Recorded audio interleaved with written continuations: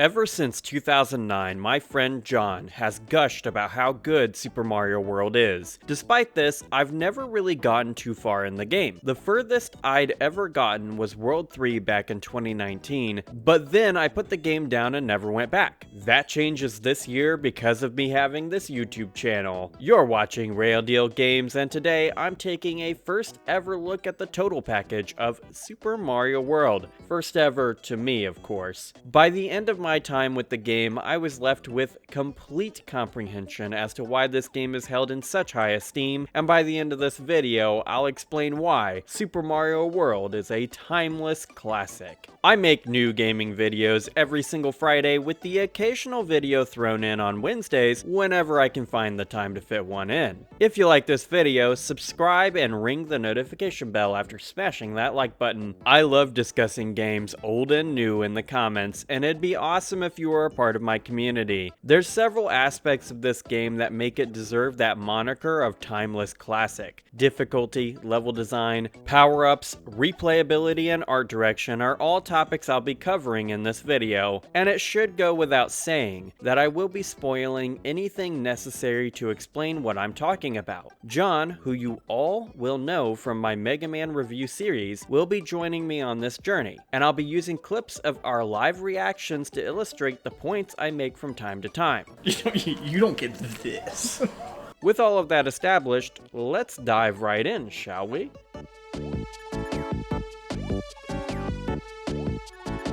We played Super Mario World on original SNES hardware from start to finish, without switching to any other format, meaning we beat the game legitimately. Admittedly, that's not too much of an accomplishment really, considering the fact that Super Mario World is the easiest Mario game to exist at the time of its original release. It's far easier than the first Super Mario Bros. And Super Mario Bros. 3, and it is easier than the Crash Bandicoot PS1 trilogy that would release after it. These platformers preceded and followed Super Mario World relatively closely, which really shows the shift occurring in game design ideals during the early 90s era. Super Mario World is harder than most of the modern Mario games in the later stages, if we define hard based on raw number of deaths, but considering the game was never frustrating, I don't know if I would go that far. You see, whenever I play a game with my IRL friends, especially in person, I'm not really ever locking in, and most of the time I'm hardly focused or trying to play well. Loads of my deaths are the result of me still laughing so hard from something John said and not being able to focus on the game.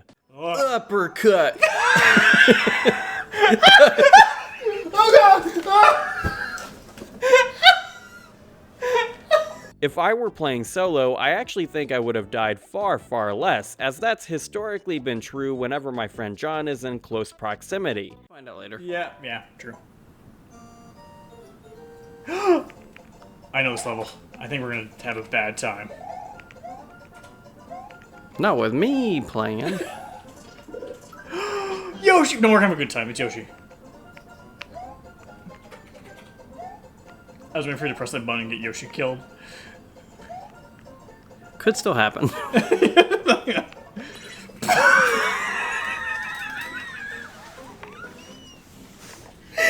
It's comedic! How do you do it every time?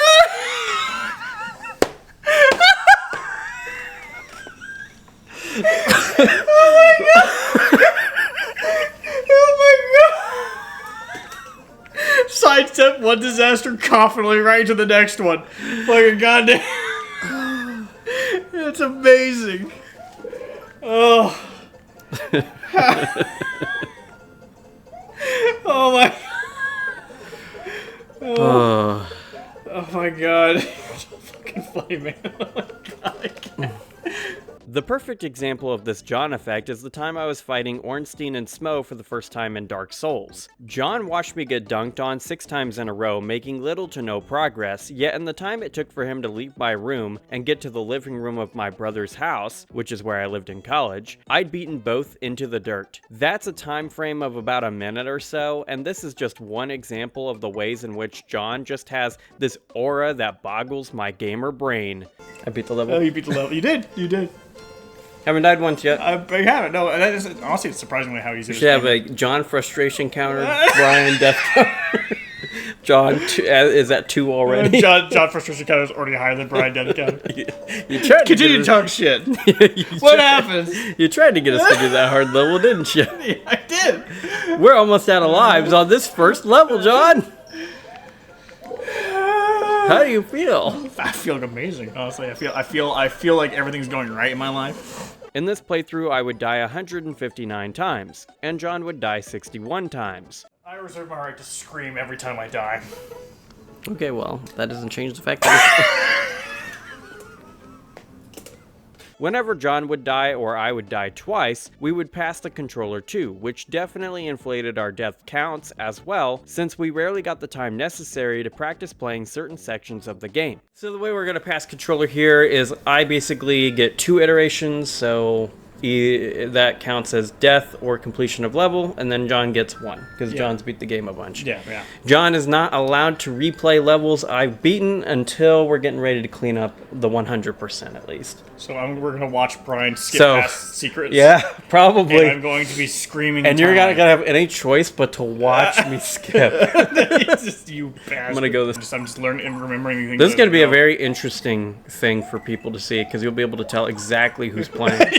It's just My death count in this playthrough is actually higher than my Melania death count during my playthrough of Elden Ring, but I'd hardly call this game harder than her boss fight. 60 to 80 of those deaths are from 2 specific stretches of the game where John and I got a little stuck on a sequence of levels where we'd run out of lives before we could progress. You see, I made us play under an extra constraint because this was one of John's childhood games. Firstly, John wasn't allowed to tell me about any secret, even if it was physically hurting his soul to watch me miss something. And secondly, we weren't allowed to go back to gather secrets and such until right before the final Bowser Castle. This did inflate our runtime with the game significantly because it meant we had to replay certain sequences of levels over and over again. But I felt this was the best way to play the game since it's a bit closer to how someone back in the day may have done so. Okay. That's gonna be rough, dude. Okay. Oh, okay, that wasn't too bad, actually. Hey, you're further than you were last time.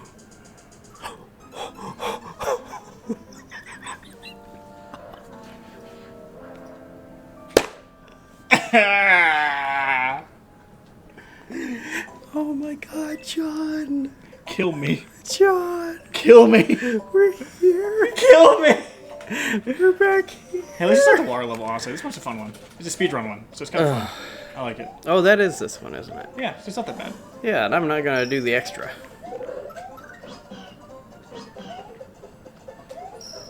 Caught him. We're gonna go in. My bones are in attack mode. Many tries as you want to get through the next 3 levels. What sins have I committed? Probably a lot, honestly.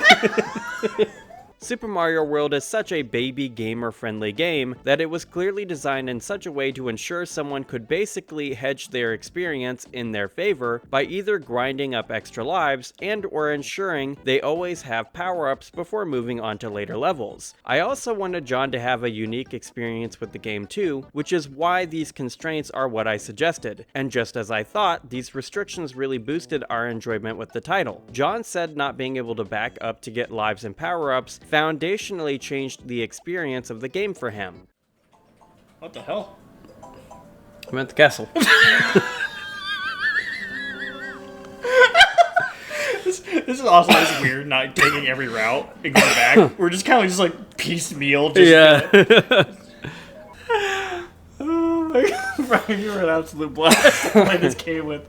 Holy shit. This aspect of Super Mario World's difficulty design is super interesting. Part of the reason I'm such a big fan of From Software's Souls series is because of the way they don't have difficulty settings, at least none that are conveyed to the player via a menu. Technically, From Software's games actually do have difficulty settings, but they are entirely determined by the player's actions, wants, and will. Playing Super Mario World with restrictions made the game a bit tougher for us, and we probably could have beaten the game in about 4 hours hours instead of 7 if we just played the game with every available tool presented by the designers. Difficulty modes were a relatively new thing for games back in 1990, with Mega Man 2 being one of the earliest games I can think of, giving the player the choice of just selecting a difficulty setting via a menu. In 1993, Doom would take this sort of difficulty design further, and unlike how most games do menu-based difficulty modes, Doom is designed properly to account for each individual difficulty option. However, Super Mario World isn't designed in this way. In many ways, Super Mario World is the natural progression of difficulty design from Super Mario Bros. 3. It's easier, but that's because it is designed to be a killer app for the SNES. It was designed to move units of the console, and games that are designed with that in mind have to be fun. There's no room for any aspect of the game to not be fun, and that's actually part of the reason Super Mario World's difficulty is so well designed, making the baseline experience of the game easy enough to be enjoyed by the baby gamers, while also leaving the late game hard enough to emotionally reward players for mastering the title, is genius tier difficulty design and adds to the replayability of the game.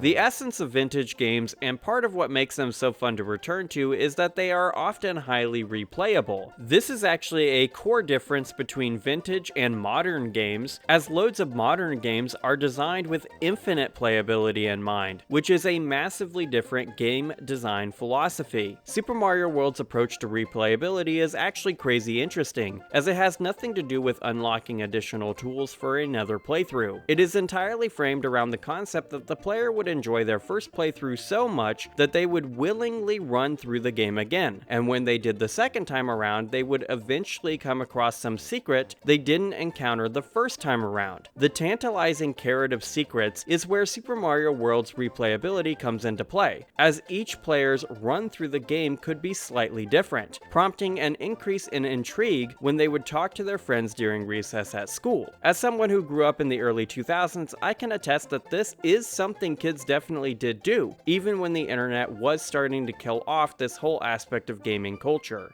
This sort of replayability is almost a 4D chess play from Nintendo because they just had their target audience locked down. They knew they were designing games that had to compete with the local arcades. For parents, that was an easy sell because console games were much better financial investments, but parents are only one part of the equation. The kids also needed to be won over, which meant every major game on the SNES needed to compete against the kinesthetic and social appeal of the arcades. Replayability via secrets is a genius way of addressing this aspect of Nintendo's target audience, and Super Mario World is one of the better games on the SNES that follows this design philosophy. Obviously, things would change as the 90s went on, and eventually the arcades would be less of competition for the constantly growing console market. The overworld in Super Mario World factored into this element of its design, as it would show things in the environment that the player might be able to reach if they just looked a little bit harder. The transparent boxes outlined in a color, yellow, green, red, and blue, also communicate to the player that there are secrets to search for in the levels. Once the player found their first secret, they were off to the races, as the need to discover would take them the rest of the way. John figured out every secret in this game completely guideless as a kid, which further demonstrates the genius way in which Nintendo designed Super Mario World secrets. None of the secrets are mean in the same way other SNES games secrets are, such as the way Rare hid secrets in Donkey Kong Country down death pits at times. The creme de la creme of secrets in this game are absolutely the special levels after the player has finished the Star Road. These levels are the hardest in the game, and that makes them the perfect reward for the player finding everything. In my playthrough, John knew where all the secrets were, which meant we didn't miss anything. Some things he had to think for a second to remember how to find, but yeah, he just knew where everything was. As a kid, he found every secret slowly over time, which allowed him to build his platforming skills in that same time frame. These levels still kicked his butt back then, and when we got here, I was actually surprised to see they weren't that bad. I actually found some of the later stages in Super Mario Bros. Wonder to be more difficult, but once again, that's not an admonishment on the design of Super Mario World. I could see playing Super Mario World again, which shows how the game manages to create a replayable experience based on its gameplay mechanics as well, which is one of the key things I look for in games I plan to replay. The main aspect of Super Mario World that creates this fun gameplay loop is its masterful level design.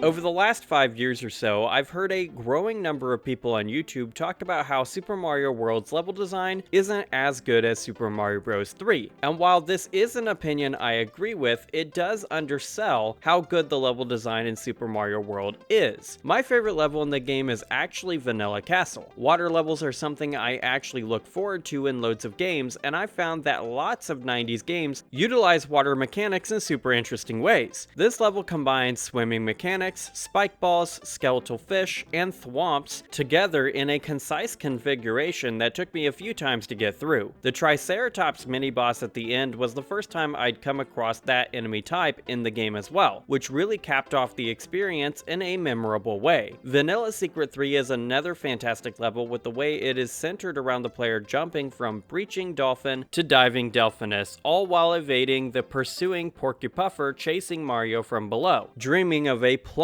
piping hot plumber snack. Doesn't stay on the dolphin. Get me back on the dolphin, please. Come on. Stop. Stay on it, you. Was that painful to watch? It's just you slowly going like doggy paddling, and then you get on the dolphin and immediately jump off and continue doggy paddling. Oftentimes, Super Mario World teaches the player about new mechanics in a relatively safe environment before testing their mechanical knowledge of the mechanic in ever-increasingly difficult platforming scenarios. The moles in Valley of Bowser 1 are a perfect example of this. Without the red block secret, the player is introduced to their first mole in relative safety, and here they're able to learn that the moles make for a great rideable platform. This piece of information makes later sections of the level much easier to progress through and makes getting to the secret exit much easier, at least relative to how I reached that location in my playthrough. And this level design methodology permeates nearly every level in the game. Obviously, levels that are just building on what's been established as prior knowledge don't repeat that training phase, such as the Sunken Ship level, which is designed with the idea that you'll already have a handle on swimming mechanics and the Boo enemy type. These sorts of summative assessment levels enhance the design of the overall game though, and I'd say the process of teaching and demanding a demonstration of the player's knowledge is something loads of modern games rarely get right. It's like this concept of mechanical introduction and design is completely ignored by game developers. There's a progressional design to the difficulty curve communicated by the level design, putting the player in a perpetual state of just being in their zone of proximal development. This is the space every game needs to reside in to feel truly rewarding and to be in the perfect middle ground between being too challenging and frustrating or too easy. How the level design interacts with the power-up suite and mobility tools the player has access to is part of why Super Mario World is so successful at keeping the player within their zone of proximal development during their first playthrough.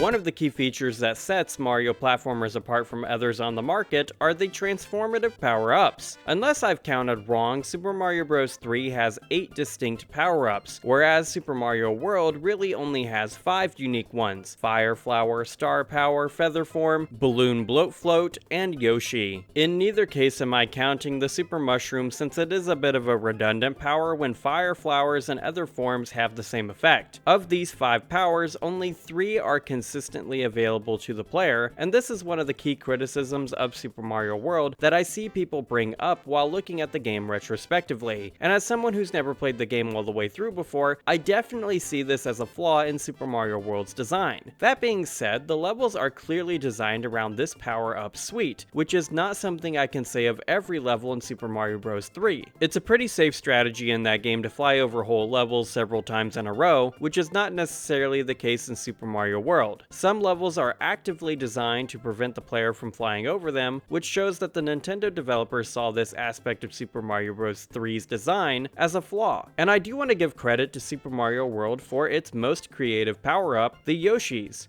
Yoshi is one of the most iconic Nintendo characters, and considering this game came out in 1990, it actually makes him one of the quote-unquote youngest as well. In this game, most Yoshis are green, and they have several useful quirks. Firstly, they can stand on spikes and can bounce off of hazardous elements in the environment. Secondly, they can eat most threats in the game, and when they eat something with a shell, they get an added power based on the color of that shell. Red shells give a triple fireball power, blue shells give Yoshi the power power to fly, and yellow shells allow Yoshi to do a big slam attack. Within the Star Road levels, there are uniquely colored Yoshis, a red, blue, and yellow, that get the power associated with their color anytime they hold any shell in their mouth. These Yoshis can be taken out of levels should the player finish the level riding one, which allows the player to use these additional powers in levels that otherwise don't have a Yoshi at all. This is a crazy cool design for a power-up, especially since Yoshis can't die. Once the player is hit riding one, Yoshi just runs away, and if that player can remount them before they run off screen or commit seppuku with gravity in a bottomless pit, they can just get access to the powers of that Yoshi and the free hit once more. It's this premise of Yoshi design that probably prompted the developers at Nintendo to create Super Mario World 2 Yoshi's Island, which is genuinely one of my favorite platformers of all time. The third thing Yoshis can do for the player is become an extra platform for Mario to jump off, which is definitely useful as a last-minute save, even if it sends Yoshi hurtling down into the dark abyss of nothingness. It's mainly because of Yoshi that this game feels so unique from what came before in the series and everything that's come since. Blue Yoshis are absolutely the most broken power in the game since they don't require the player to get a running start like the feather form does. However, Nintendo even anticipated this as well, and some special levels, such as the balloon level, make some effort to de-incentivize this sort of cheesy play. The fact that you're not able to store power-ups in the same way you can in Super Mario Bros. 3 actually shows how Nintendo was trying to nerf a strategy from World's predecessor. To keep a power, you've got to finish the level, which at least means you've got to earn the ability to use the power in future stages. It's small touches like this that show Nintendo was trying to make Super Mario World a better game, and it is impressive they were able to pack the game so full of secrets, good level design, and subtle but major changes to the power-up mechanics between World and its predecessors, while also maximizing the power of the SNES in terms of its ability to field more pixels and complex colors to enhance the art direction.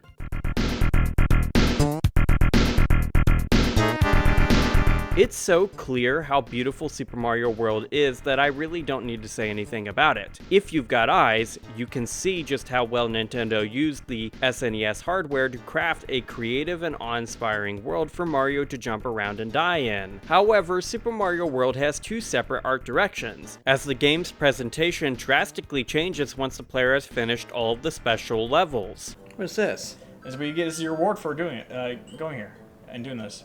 You go back to the beginning? No. The whole the whole world gets changed. Are they all the same levels? They're all the same levels, but the enemies get changed and the color palette gets changed. Really? Blah, blah, blah, blah, blah, blah, blah, blah. Oh, it adds that little effect? Yeah, it's just one of the things. Basically, the gimmick is it gives you like a Halloween theme. Oh, that's cool. Many enemies get this Halloween or fall-based change to their art, which truly makes Super Mario World feel like a different experience when you return to play old levels. This is such an unnecessary but cool aspect of Super Mario World that really makes the game feel cool to complete. Just imagine what it would have been like to have gone over to your best friend's house back in 1990 to see that their Super Mario World was vastly different from yours. If they wanted to have a lark, they could just play dumb as to why their copy looked different, and even better still, they could concoct some unreasonable process as to how they got their world changed in this way. I'd guess this definitely happened to someone back in the day, and the fact that this sort of social interaction can be prompted by Super Mario World's art direction exclusively is a super cool aspect of the game's design that reaches beyond the confines of the hardware and software. And let's not forget that this was a launch title for the SNES. Nintendo was really just on something else during the development of this game, and it permeates all the way through every artistic aspect of it. Koji Kondo's short tracks that loop infinitely feel perfect for the vibe of Super Mario's world, and it's impressive how well the tonality of his tunes match the presentation of the sprite work within the game. And with that, it's time to conclude this review, and on this channel, I always do that by answering the question, will this game make my top 100 of the 90s?